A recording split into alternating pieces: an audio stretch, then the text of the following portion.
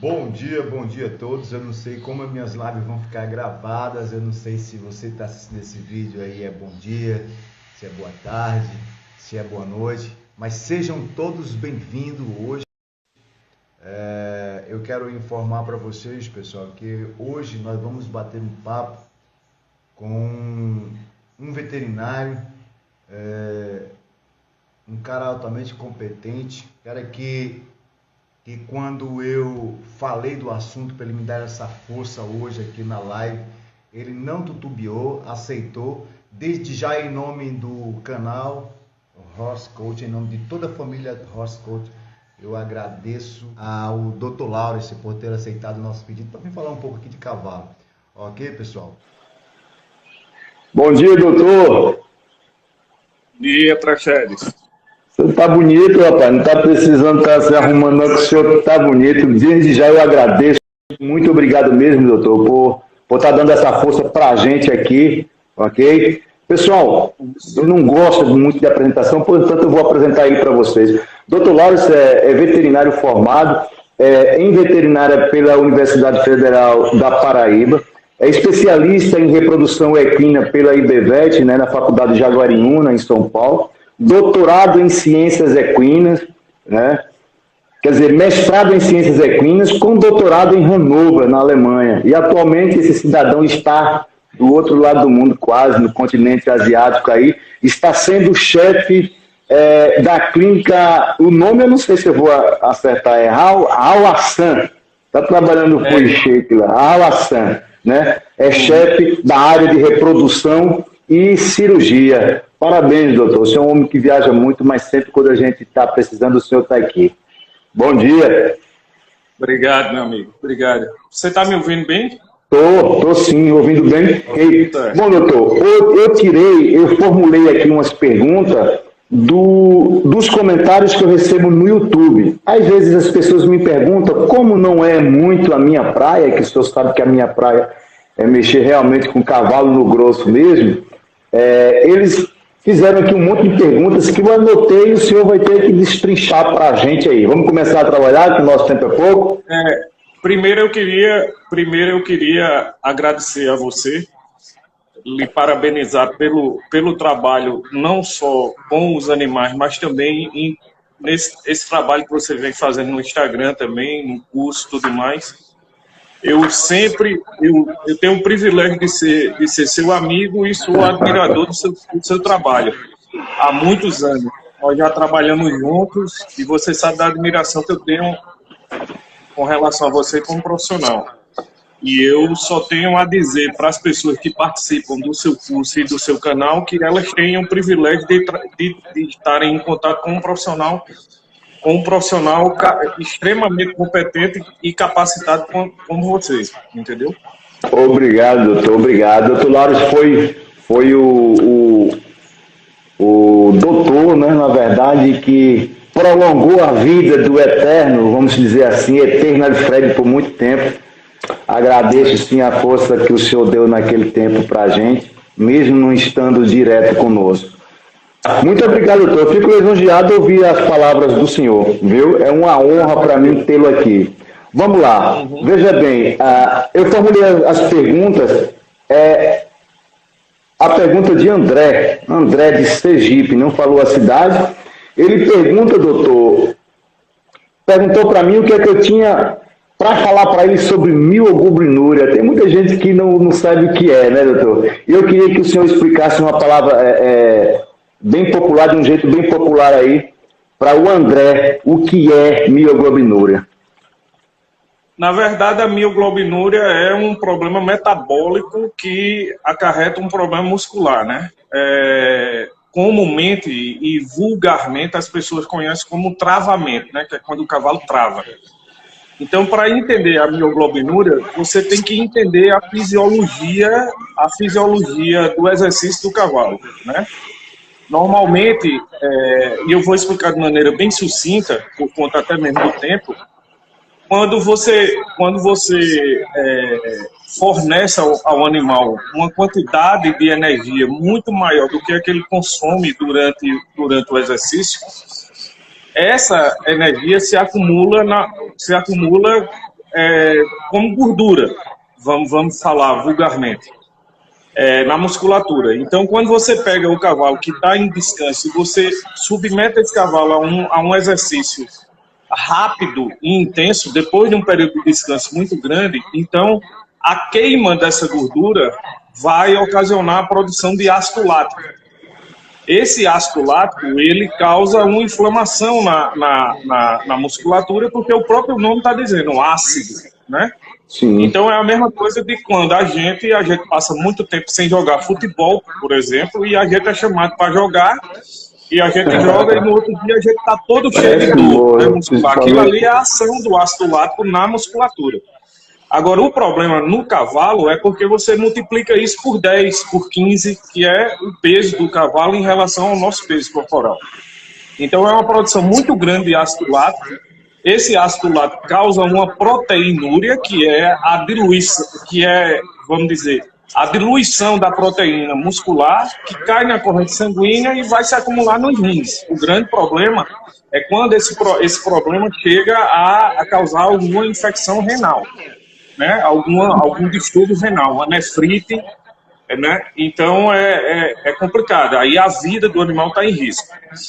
No caso, para evitar a mioglobinuria, alguns animais eles já são propensos a isso. São aqueles animais que têm uma musculatura exagerada, então, que são muito pesados. Então, esses animais, quando eles são submetidos a um esforço repentino e muito intenso, então há uma produção muito grande de ácido lático entre outros componentes e vai causar essa inflamação que pode ocasionar um problema renal, pode chegar a ter uma alteração circulatória que pode resultar numa laminite. Então é importante que as pessoas entendam que a recomendação dos fabricantes de ração tem que ser cumprida, entendeu? Os animais eles têm que comer em torno de 1 a 1,5% do peso deles por dia. Né? E o exercício tem que ser contínuo, mesmo que o animal não esteja em competição, mas que o animal esteja sempre fazendo uma caminhada, uma natação, sendo solto no piquete, inclusive, entendeu? Tudo isso para controlar essa produção de gordura e, quando esse animal for exigido para o trabalho, ser de forma gradativa e não imediata e intensa. Né? Entendi, doutor, entendi. Obrigado, muito obrigado mesmo pela sua informação. O Carlos é de... Eu esqueci daqui de anotar onde é o Carlos, só botei PT. Mas o Carlos pergunta, o que devemos fazer, doutor, no condicionamento? Ele foi bem intenso, né, nisso, e o senhor sabe como que eu tenho que procurar os universitários, vamos dizer assim. O que devemos fazer no condicionamento do cavalo atleta? Pré-prova e pós-prova. Isso, doutor, tanto com o cavalo em casa, ok? Como na prova. Exemplo, o que devemos fazer no pré-prova e pós-prova. Qual o recado que o senhor manda para a gente? Essa pergunta. Você entendeu a pergunta? Entendi, claro. Essa pergunta é muito importante, porque existe uma crença que o trabalho precisa ser aumentado na semana da competição, e não. O cavalo ele tem que ser condicionado, né, o metabolismo dele, a dieta dele, o exercício tem que ser condicionado, independente se ele está em competição ou não. Logicamente que os animais que estão em competição mais intensa e com mais constância, eles têm que ter um programa mais intenso. Mas, em via de regra, de condicionamento físico, o animal tem que estar sendo exercitado praticamente todos os dias, se não for possível todos os dias. Que o animal seja solto num piquete, se houver condição, colocar o animal para nadar, porque a natação é um exercício intenso, mas de baixo impacto, né, para as articulações, porque a água suporta o peso do animal. Então você não tem um impacto das articulações, principalmente do casco, no chão. Então é um condicionamento muscular e um condicionamento metabólico muito bom a natação. Eu sempre recomendo fazer natação para cavalos atletas e caminhada, porque os animais têm que criar uma resistência respiratória que é para ter que é para ter resistência durante a prova, né? Okay. Vamos tomar exemplo as provas de vaquejadas, né? Que muitos animais se classificam, né? E tem várias rodadas e cada vez mais o que está selecionando os animais é o animal que tem mais resistência, né? Porque as boiadas são cada vez mais pesadas, mais ligeiras, protetor de cauda, que é muito importante e tudo mais. Então, esse é o condicionamento que a pessoa tem que priorizar. O animal tem que estar sempre em exercício, independente se tá em competição ou não. Balancear a dieta, e pós a prova é fazer o descanso do animal, né? Quando chegar em casa, transportar o animal sempre com as articulações protegidas, e quando chegar em casa, dar um descanso a esse animal, colocando num piquete por pelo menos um dia antes de voltar à rotina dos exercícios. Agora que o retorno desse exercício pós a prova não seja superior a 48 horas, porque já depois de 48 horas você já tem que recondicionar o animal, tudo mais. Então, você chega em casa, dá um dia de descanso no piquete, coloca esse cavalo para nadar, se tiver condição de fazer isso, deixa o cavalo descansando, tira a ração durante pelo menos 24 horas, no outro dia volta à rotina normal de exercício e de alimentação.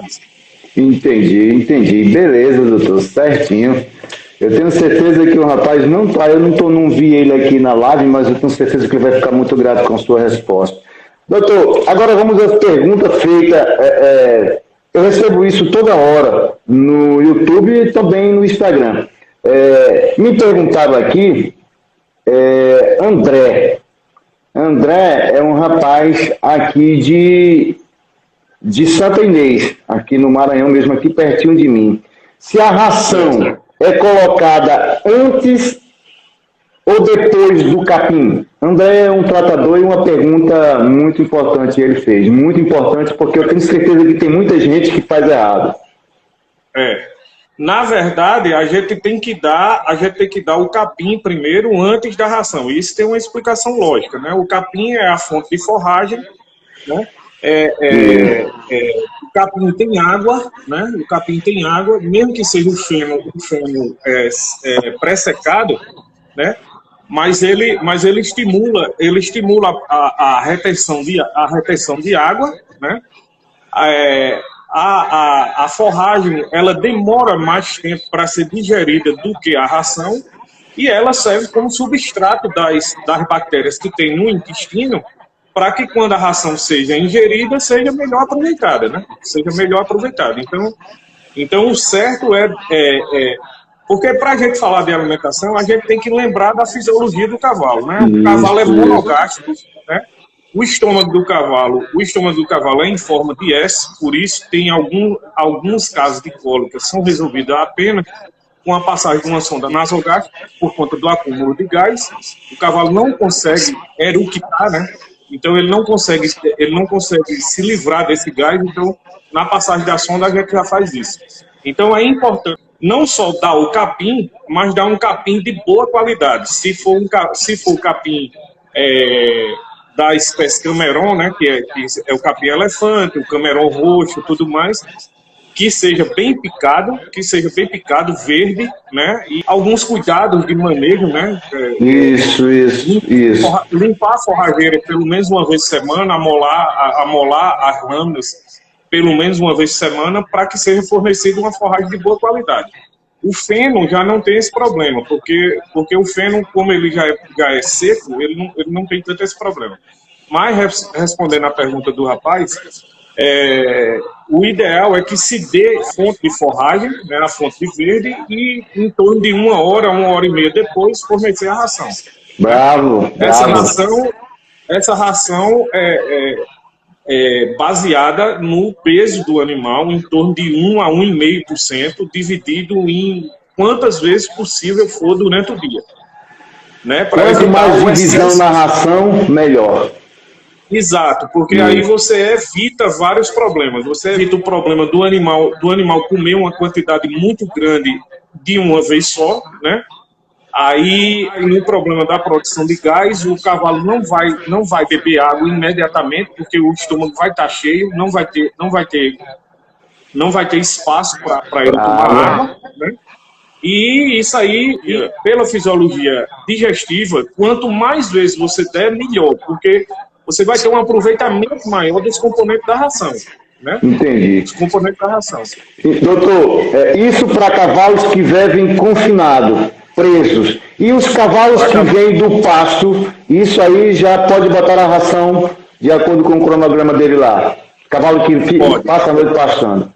Pronto. Pode. Porque animais que são manejados no próprio pasto, a ração fornecida no próprio pasto, o próprio animal é quem vai condicionar, é quem vai se condicionar a comer a ração naquele momento. Entendi. Como ele está no pasto, vai ser muito difícil pegar esse animal uma hora que ele esteja de estômago vazio. Então, como ele está no pasto, então a ração vai ser misturada, vai se misturar no estômago desse animal com a forragem, e isso não vai ter problema nenhum.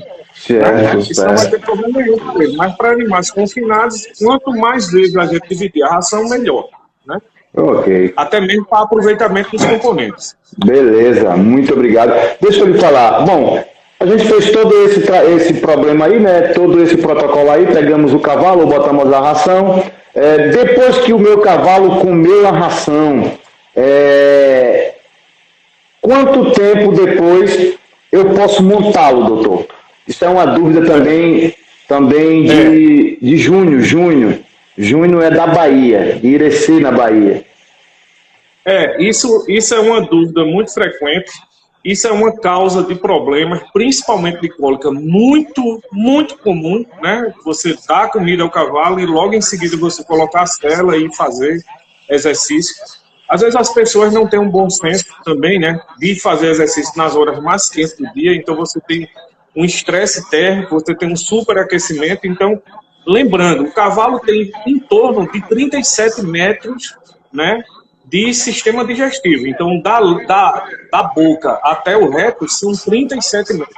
É muito caminho.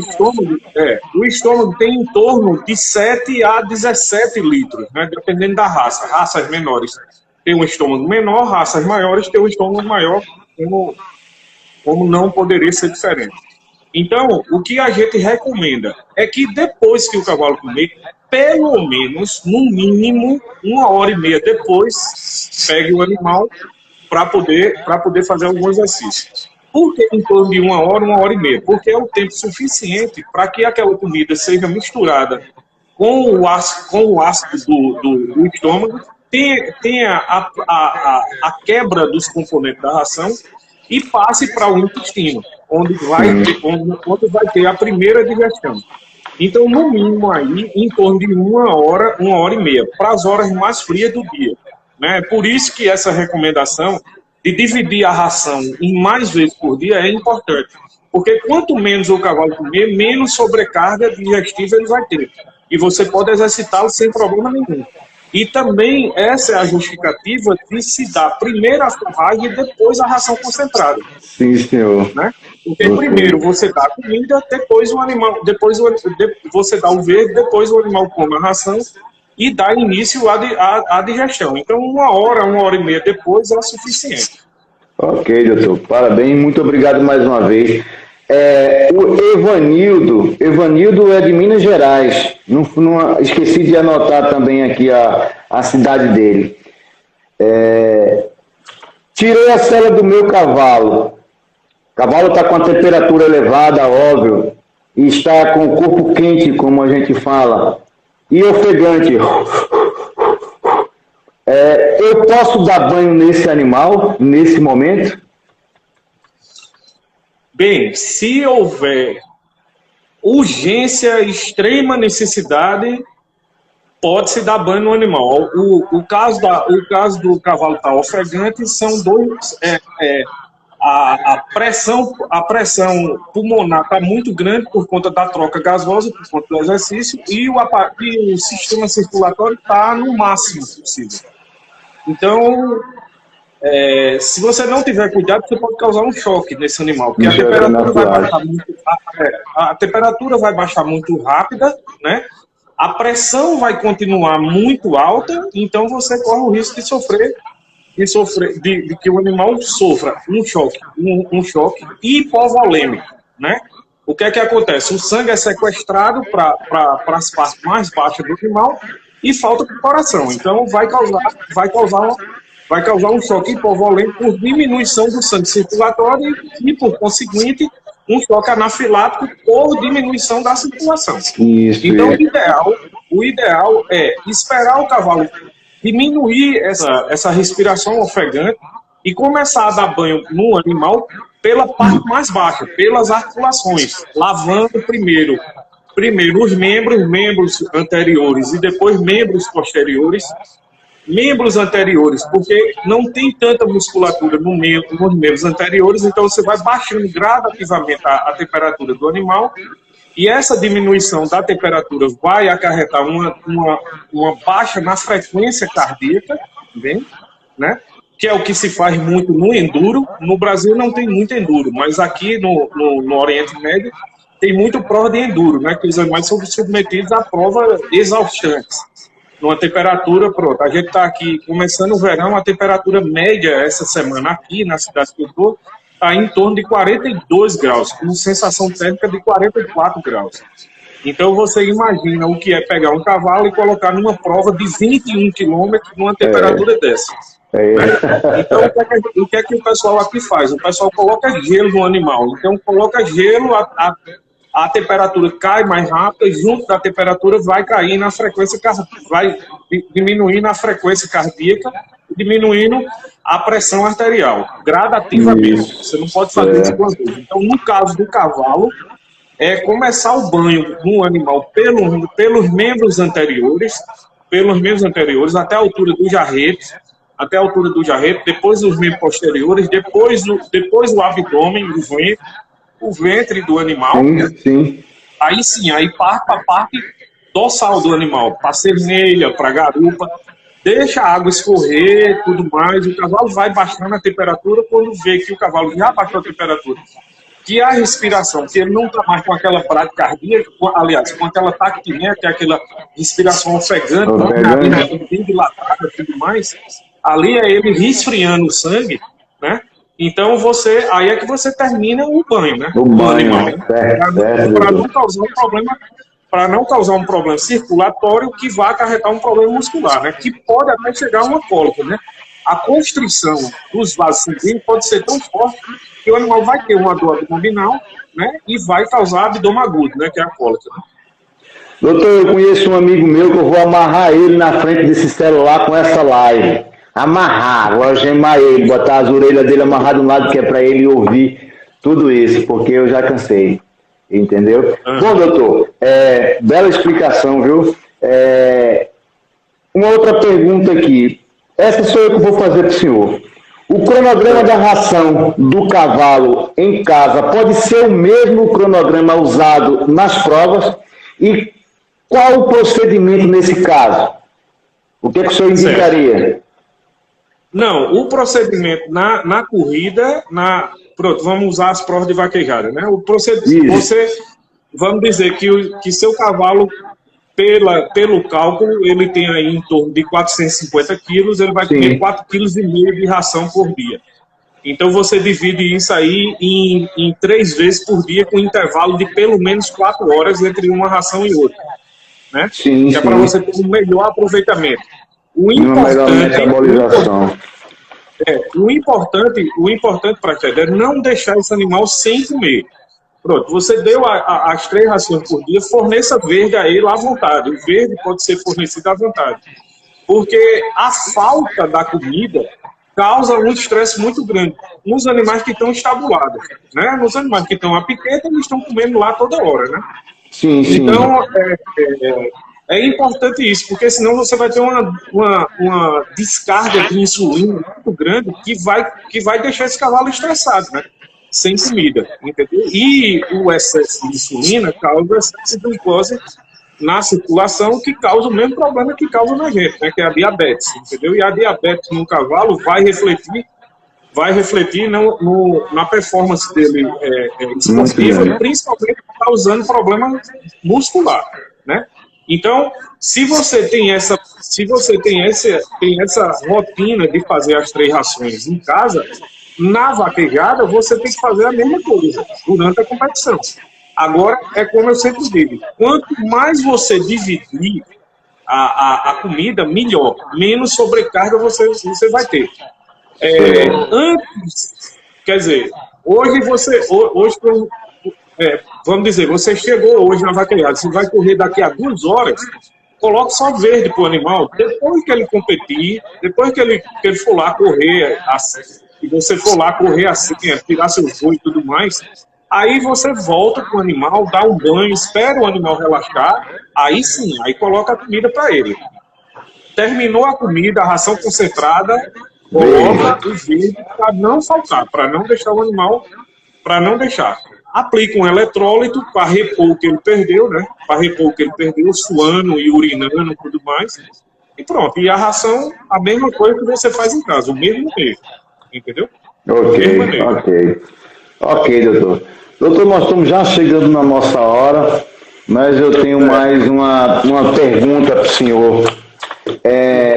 Na viagem, vamos supor que eu vou daqui para São Paulo com o meu cavalo atleta.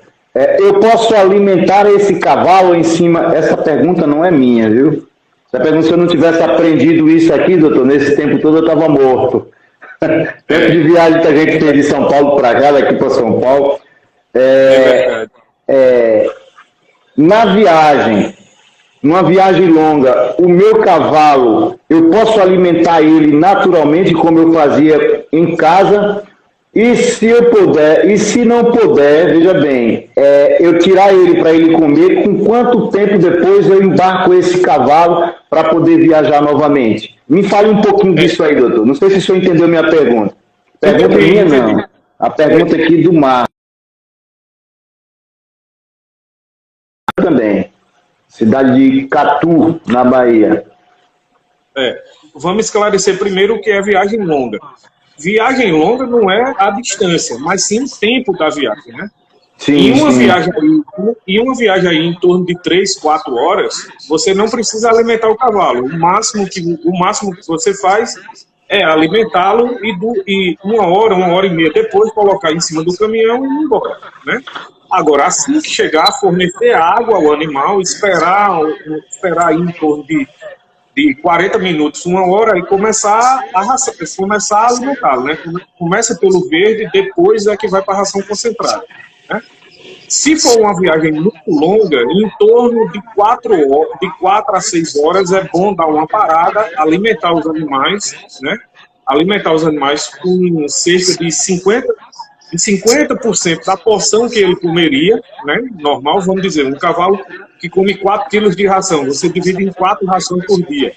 Então, o que é que você faz? Na hora que você der uma parada, você coloca meio quilo de ração, dá água ao animal, bota em cima do caminhão e vai embora. Esse tempo, depois do animal comer, é o tempo exatamente do animal beber água. Enquanto ele não beber água, não é bom embarcá-lo, porque a água vai ajudar a digestão.